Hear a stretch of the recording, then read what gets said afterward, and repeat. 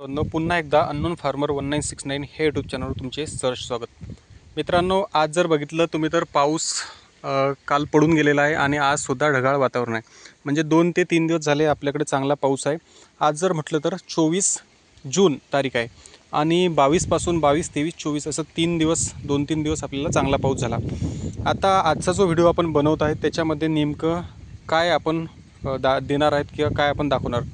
मित्रांनो, आपण जेव्हा या तूर पिकाची लागवड केली होती, आपण बियाणं कुठलं निवडलं होतं, एकंदरीत त्यानंतर कशा पद्धतीने लागवड केली, ह्या सगळ्या गोष्टी आपण एका व्हिडिओच्या माध्यमातून चॅनलला टाकलेला आहे. तरीसुद्धा तुम्ही जर चॅनलवर नवीन असाल तर चॅनल सबस्क्राईब करा, जेणेकरून ते सगळे व्हिडिओ तुम्हाला बघता येतील आणि कशा पद्धतीने आपण कमी खर्चामध्ये जास्तीत जास्त उत्पन्न काढण्याचा जो प्रयत्न करत आहोत तर तो तुमच्या लक्षात येईल.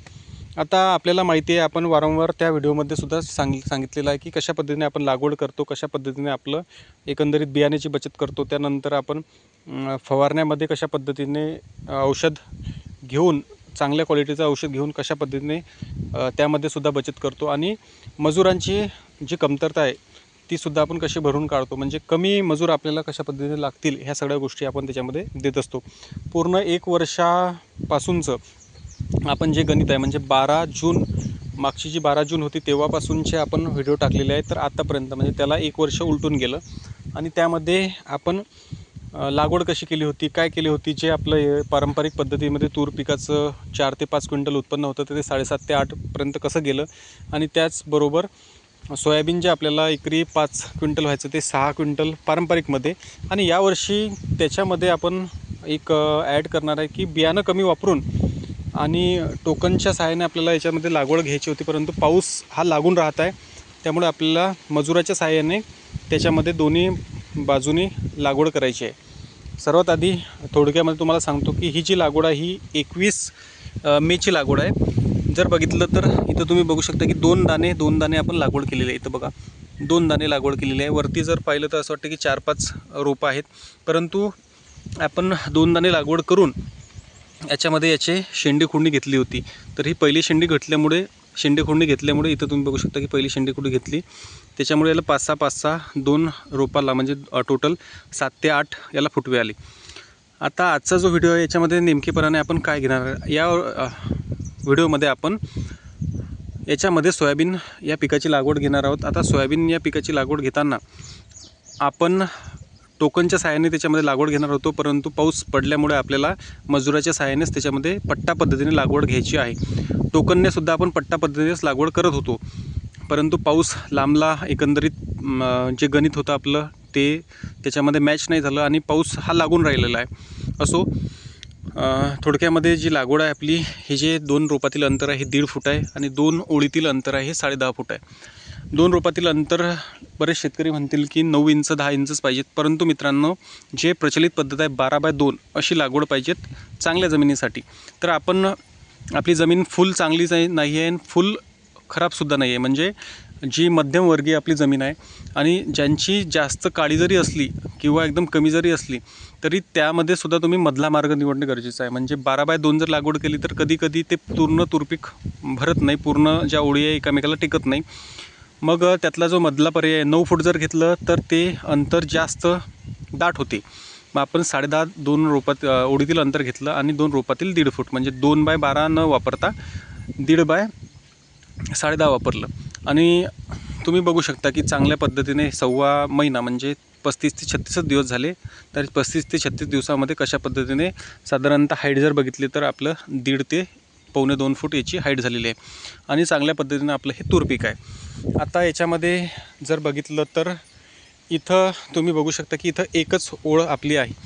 याचं कारण असं आहे की इकडून आपण रस्ता ठेवलेला आहे म्हणून एकच ओळ याच्यामध्ये टाकणार आहोत आणि हे जे 2 रोपातील अंतर झालं आहे हे 8 फूट झालं आहे. परंतु जिथं पूर्ण शेतामध्ये आपलं 10.5 फूट अंतर, आता हे ॲडजस्टमेंटमुळे झालं आहे, कुठंतरी आपल्याला ॲडजस्टमेंट करून त्या गोष्टी करणं गरजेच्या होत्या म्हणून. आता इथं जर बघितलं तर ह्या 2-2 प्रत्येक ठिकाणी 2-2 नळ्या ह्याच्यामध्ये पडत आहे.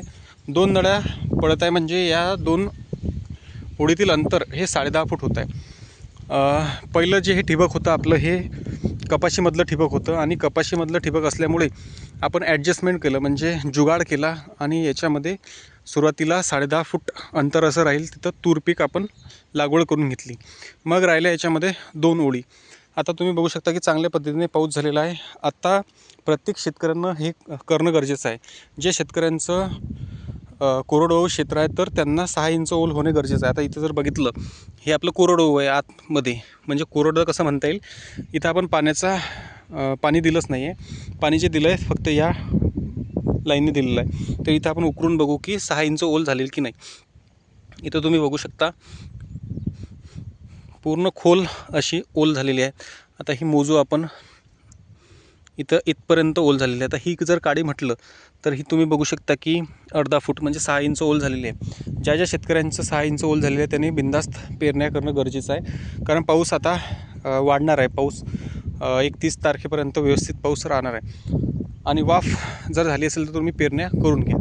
आता इथं बघा, 2 रोपातील अंतर जे सोयाबीनचं राहील आपलं, इथं अर्धा फूट आणि इथं अर्धा फूट, म्हणजे इथं आणि इथं आपलं सोयाबीनचं तास येणं गरजेचं आहे. काय होईल जर आपण याच्यात अंतर कमी घेतलं तर ते दाट होईल. आणि अंतर जर थोडं जास्त वाढवलं तर जर पुढं फुलावर आल्यानंतर जर पाण्याची कमतरता भासली तर आपण ड्रिपच्या माध्यमातून जेव्हा पाणी सोडू तर ते पाणी ह्या मुळांपर्यंत पोहोचलं पाहिजे. ह्या गोष्टी करणं गरजेचं आहे. त्यासाठी हे 1/2 अशी तुमची लागवड होईल. म्हणजे जर इथं तुम्ही लागवड केली तर हे जे आपलं अंतर आहे 3.5 फूट आहे. इथं पण 3.5 फूट आहे. परंतु इथं आपण तुरीचं एकच असल्यामुळे हे जे अंतर राहील अर्धाच फूट आणि इकडून पूर्ण 3 फूट, म्हणजे 3 फूट हे जे अंतर आहे हे तूर पिकासाठी सुटणार. आणि याच्यामध्ये जर म्हटलं तर 2.5 फूट सुटणार, म्हणजे 2 ओळीतील अंतर हे 2.5 फूट होईल. झालं 2 रोपातील अंतर आपल्याला 8 ते 9 इंच, म्हणजे ते अंदाजेच पडेल. कारण मजुराच्या सहाय्याने आपल्याला लागवड करायची आहे. कुठं 7 पडेल, 8 पडेल, कुठं 9 पडेल, परंतु कमीत कमी 6 ते 9 एवढंच अंतर तुम्हाला ठेवणं गरजेचं आहे. 6च्या खाली जेव्हा तुम्ही जाता तर ते पीक दाटते. 6च्या थोडंसं वरती 7पर्यंत, 8पर्यंत, 9 इंचापर्यंत तुमचं चालून जाते. त्याच्या पुढं गेलं तर परत ते अंतर तुम्हाला जास्त होते. म्हणजे जो ॲव्हरेज आपल्याला यायला पाहिजे तो तेवढा येत नाही. ह्या सगळ्या गोष्टी होतात. तर त्या सगळ्या गोष्टी लक्षात ठेवणं गरजेचं आहे. आता इथं तुम्ही बघा 2 ओळी आपण टाकलेल्या आहे आणि ह्या 1.5 एकरामध्ये आज आपल्याला त्याची लागवड घ्यायची आहे. तर लागवड घेताना तुम्हाला मी सांगतो की काडीच्या सहाय्याने आपण काय करू की इथं असं उकरू, इथं 2 दाणे टाकू, परत इथं उकरू, इथं 2 दाणे टाकू, असं करत करत आपलं जे अंतर आहे व्यवस्थित मॅच होईल. आणि इथनं जे तुम्ही बघू शकता की अर्धा फूट अंतर राहील.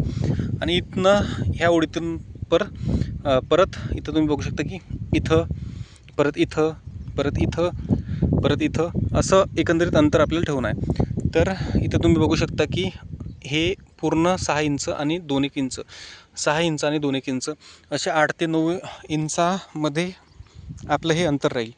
पूर्ण तुम्ही असं बघू शकता. म्हणजे जेव्हा आपल्याला ड्रिपने याला पाणी देण्याची गरज भासेल तर ते सुद्धा आपलं झालं पाहिजे.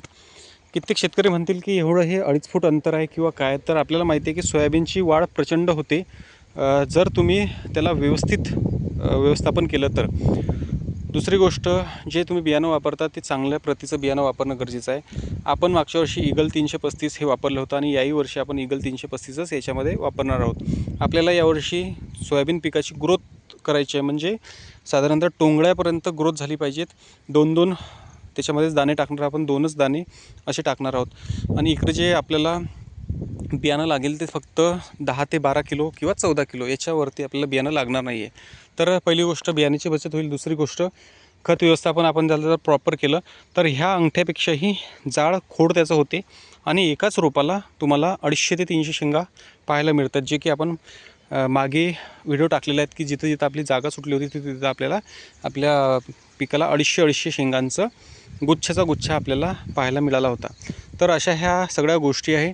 सगळ्या गोष्टी आपल्या प्रायोगिक तत्वावर आहे. आपल्याला जो पारंपरिकमध्ये याच्यामध्ये ॲव्हरेज लागतो 6 क्विंटल लागतो. यावर्षी आपण अशा पद्धतीने लागवड करून आपल्याला 5 जरी झाला तरी आपलं जे सगळं जो काही खर्च, जो काही बियाण्याला लागणारा खर्च आहे, त्यानंतर खताला, त्यानंतर मजुराला, तर तो निश्चितच कमी होते. त्यामुळे आपण असं सुद्धा करून, म्हणजे पारंपरिकपेक्षा एक पाऊल असं घेऊन आपल्याला याच्यामध्ये 5 क्विंटल जरी झालं तरी ते 6च्या बरोबर आपल्या त्या गोष्टी होतील. म्हणून आपण यावर्षी अशा पद्धतीने याची लागवड घेणार आहोत. पुन्हा एकदा तुम्हाला जर व्हिडिओ आवडला तर लाईक करा, सबस्क्राईब करा, शेअर करा आणि कमेंट करायला विसरू नका, जेणेकरून सगळे व्हिडिओ हे तुमच्या डिस्क्रिप्शन बॉक्समध्ये येतील. तूर जर म्हटलं तर तुम्ही इथं पुन्हा बघू शकता की तूर आपली बहरदार आहे. 2च दाणे लागवड आहे. खालून तुम्ही बघू शकता की चांगल्या पद्धतीने फुटलेली आहे आणि पूर्ण 1 महिन्याच्या वरती ही तूर गेलेली आहे आणि खूप दर्जेदार अशी आहे. शॉर्टकटमध्ये तुम्हाला सांगतो की अंकुरची चारू आपण ही लागवड केलेली आहे. अंतर तुम्हाला पहिलंच व्हिडिओच्या सुरुवातीला सांगितलं की 10.5 बाय 1.5 फूट ठेवलेलं आहे. 2 रोपातील अंतर आहे हे 1.5 फूट आणि 2 ओळीतील अंतर आहे 10.5 फूट. इथं जे अंतर राहील ती तूर पिकाच्या जवळचं जे तास राहील त्याच्यात 3 फूट अंतर राहील आणि जे सोयाबीन असेल तर ते 2.5 बाय 1.5 अशा ह्याच्यात 4च तास याच्यामध्ये राहतील. दुसरी गोष्ट याच्यामध्ये आता तणनाशक किंवा इतर गोष्टी जर फवारणी जर आपल्याला घेता आली तर आपण याच्यामध्ये घेऊ, नाहीतर आपण मजुराच्या सहाय्याने तण व्यवस्थापन याच्यामध्ये करू. ठीक आहे मित्रांनो, भेटूया नवीन व्हिडिओ घेऊन. तोपर्यंत धन्यवाद. असो, याच्यामध्ये आपण बियाणं दाखवणे राहिलेलं आहे तर ते बियाणं दाखवू. आपण यावर्षी आणि मागच्याही वर्षी जे बियाणं वापरलेलं आहे ते इतर बियाण्याच्या तुलनेत त्याला सगळ्यात जास्त फुटवे फुटतात. 44 वर्षापासून ही कंपनी आहे ईगल JS 335 हे त्यातलं वाण. तर महत्त्वाची गोष्ट अशी आहे की आपल्याला कुठल्याच याच्यामध्ये ब्रँडिंग किंवा काही करायची गरज नाही आहे. तुम्ही हे बियाणं वापरा आणि मार्केटमध्ये सगळ्यात स्वस्त सध्या हेच बियाणं आहे. हे 3250 किंवा 3300मध्ये तुम्हाला 30 किलोमध्ये बॅग मिळते. इथे तुम्ही पूर्ण त्याचं बिल वगैरे सगळ्या गोष्टी बघू शकता आणि सगळ्या गोष्टी ह्या व्यवस्थित ठेवा. म्हणजे हे जर तुम्ही कुठं फॉल्ट किंवा काही असलं तर हे बियाण्याचं तुम्हाला बॅच नंबर सगळ्या गोष्टी तुम्हाला ठेवणं गरजेचं आहे.